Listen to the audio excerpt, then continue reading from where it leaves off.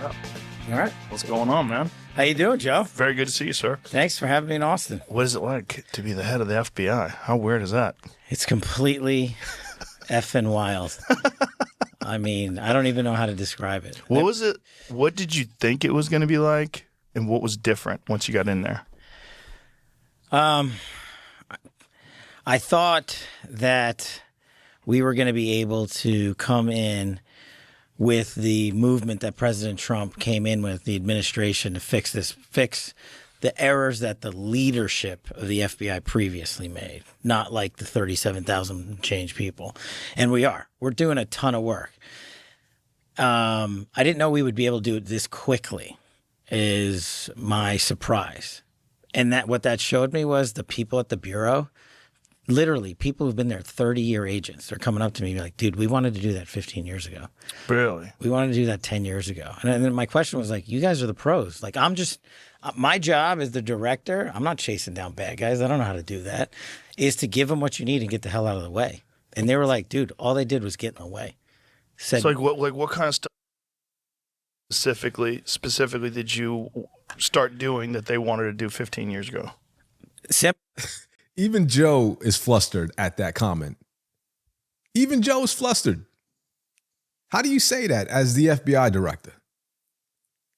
If veteran agents have been wanting to take action for 10 to 15 years, but couldn't, that tells you something deeply dysfunctional was going on. That opens up a can of worms. We're talking about a federal law enforcement agency admitting it was willfully side-blinding justice for over a decade. Due to what? Politics? Fear? Corruption? And to add insult to injury, saying I don't chase bad guys, I just get out the way, sounds humble at first if you don't understand the culture of law enforcement, but it's a cop-out. The director of the FBI isn't just a paper pusher. He sets the tone, the priorities, the culture. Getting out of the way doesn't cut it.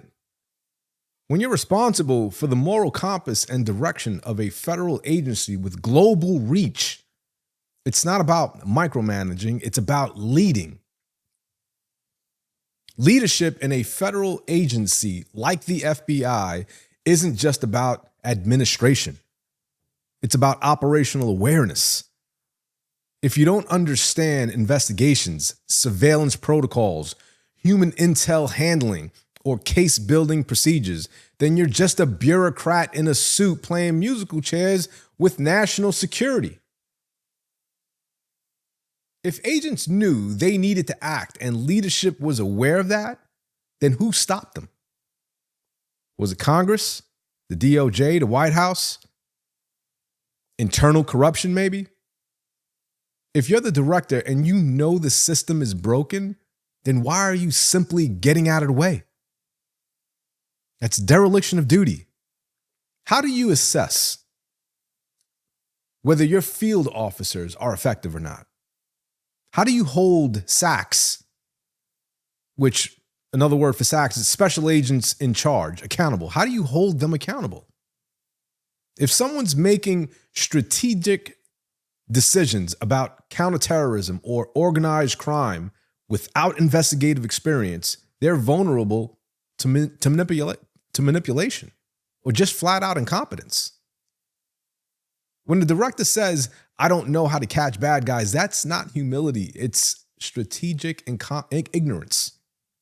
You're admitting that your job is essentially ceremonial while your career agents run the real show.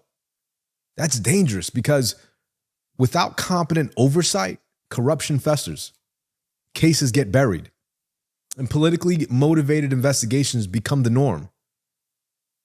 Imagine being a career agent watching your boss, who has never worked a case, make decisions that affect your life, your investigations, and the justice system. That doesn't build confidence. It builds resentment and apathy. I know this all too well. As an investigative sergeant in the NYPD, I've been retired for over 10 years now.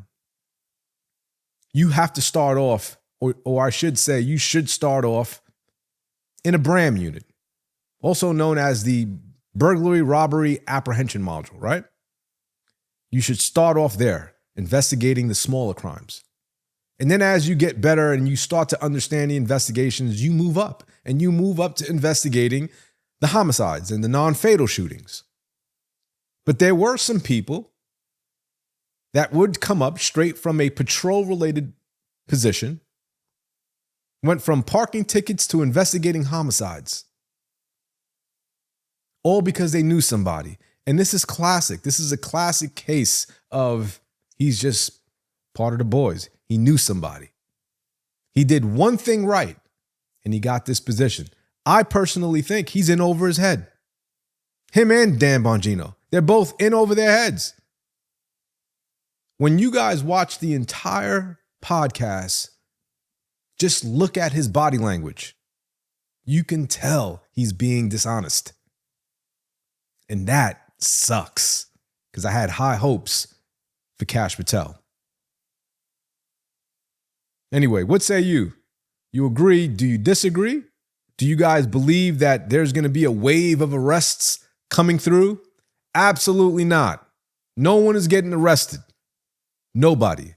And you'll never see the Epstein files. And if they do show you it, they're going to show you a redacted version of it. Guaranteed. Leave it in the comments, and I'll see you on the next one.